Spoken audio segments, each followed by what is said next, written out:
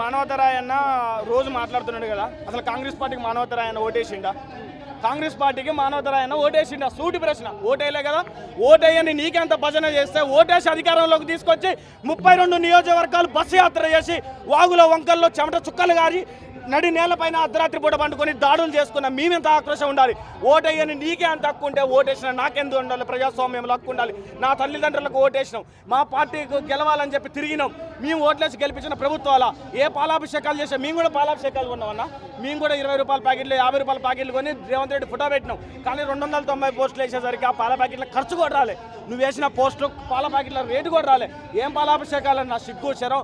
మీ యొక్క పదవుల కోసం నిరుద్యోగులను అడ్డు పెట్టుకుని రాజకీయాలు చేయొద్దని ఈ నాయకులు చెప్తున్నాయి. మీకు పదవుల కోసం నిరుద్యోగులను అడ్డు పెట్టుకొని నిరుద్యోగుల మీద మాట్లాడి ఏదో ఫేమస్ కావాలి అని చెప్పి ఫేమస్ అయ్యి నిరుద్యోగుల కడుపు ఎందుకు కొడతారయ్యా? నిజాలు తెలియదా నీకు?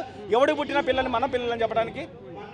ముఖ్యమంత్రి మాట్లాడుతూ ఏ రాష్ట్ర ప్రభుత్వాలు ఇవ్వలేనటువంటి ఉద్యోగాలు ఒక సంవత్సర కాలంలోనే ఇచ్చామనేది చెప్తా ఉన్నారు. తన మనవుడి మీద, రేవంత్ రెడ్డి యొక్క మనవుడి మీద ఈ 70-80 వేల ఉద్యోగాలు నేనిచ్చా అని ప్రమాణం చేయమని చెప్పి ఇక్కడ దిల్సుఖ్నగర్లో నేలకు అమరవీరుల స్థూపం దగ్గర 4 రాష్ట్రాలు అన్న, తెలంగాణ వాళ్ళు చదువుకున్న వాళ్ళన్నా, విజ్ఞానులన్నా, పిహెచ్డి స్కాలర్లు చేసిరన్నా, తెలంగాణ ప్రధానులుగా ఎంతో ఉన్నత శిఖరాలకు ఎదిగిన తెలంగాణ విద్యార్థులన్నా, తెలంగాణ విద్యార్థులకు జ్ఞానం లేని వాళ్ళు ఉస్మానియా యూనివర్సిటీ ఉద్యమానికి ఉన్నది. కానీ ఆ ఉద్యమాల్లో చదువుకున్న వాళ్ళని 70,000-80,000 ఉద్యోగాలు వచ్చినట్టు నమ్మడానికి పిచ్చోళ్ళం అన్న.